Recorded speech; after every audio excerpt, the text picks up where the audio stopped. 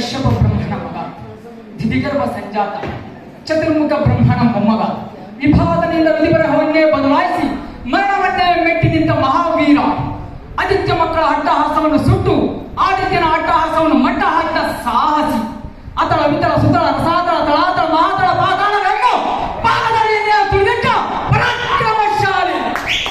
ಅಡಿಯಿಟ್ಟರೆ ಬಿರಿಯುವುದು ಭೂಮಿ, ತಲೆ ಎತ್ತಡೆ ಬೆಚ್ಚುವುದು ಭಾನು, ಕೈ ಎತ್ತಡೆ ನಡೆಯುವುದು ಸೃಷ್ಟಿ, ಚತುರ್ಮುಖನ ಸೃಷ್ಟಿಯೇ ನನ್ನ ಆಜ್ಞೆಯನ್ನು ಪಾಲಿಸುತ್ತಿರುವಾಗ ಚಕಶ್ಚಕ್ಕನ ಮಗ, ನಾ ಜನ್ಮ ಕೊಟ್ಟ ಮಗ, ನನ್ನ ವಂಶವನ್ನೇ ಬೆಳಗಬೇಕಾದ ನನ್ನ ಕುಮಾರ, ನನ್ನ ಆಶಾಜ್ಯೋತಿಯಿಂದಲೇ ಇಂದು ನನ್ನ ಮನಸ್ಸಿಗೆ ನೆಮ್ಮದಿಯಿಲ್ಲವೆಂದರೆ ಛೀ, ಇದೊಂದು ಬದುಕೆ, ಇದೊಂದು ಜನ್ಮವೇ, ಎಂತಹ ದುರ್ವಿಧಿ, ಎಂತಹ ದುರ್ವಿಧಿ.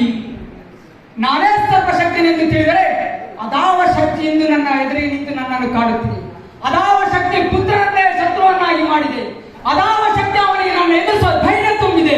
ಅದಾವ ಶಕ್ತಿ ಅವನಿಗೆ ಸಾವು ಬರುವಂತೆ ತಡೆದಿದೆ. ಅದಾವ ಶಕ್ತಿ ನನ್ನ ಮುಖಭಂಗ ಮಾಡಿ ತಲೆ ತಗ್ಗಿಸುವಂತೆ ಮಾಡಿದೆ. ಅವನೇ, ಆ ದುಷ್ಟನೇ, ಆ ನನ್ನ ಕುಲವೈರ್ಯಾದ ಹರಿಯೇ ಇದಕ್ಕೆಲ್ಲ ಕಾರಣ. ಎಲ್ಲರೂ ಹರಿ, ಕಪಟಿ, ವಂಚಕಿ, ನನ್ನ ಮಗನ ಹೃದಯಾಂತರಾಳವನ್ನು ಹೊಕ್ಕು ಅವನ ತಲೆಯನ್ನು ಕೆಡಿಸಿ ಮನಬಂದಂತೆ ಆಡಿಸುತ್ತಿರುವೆ ಅಲ್ಲ. ನೀನು ಪುರುಷೋತ್ತಮನೇ ಆಗಿದ್ದರೆ, ಪರಮ ಪುರುಷೋತ್ತಮನು ನೀನಾಗಿದ್ದರೆ, ನನ್ನಂತ ನಿಜವಾದ ಗಂಡು ನೀನಾಗಿದ್ದರೆ ಬಂದು ನನ್ನ ಎದುರಿಗೆ ನಿಲ್ಲು.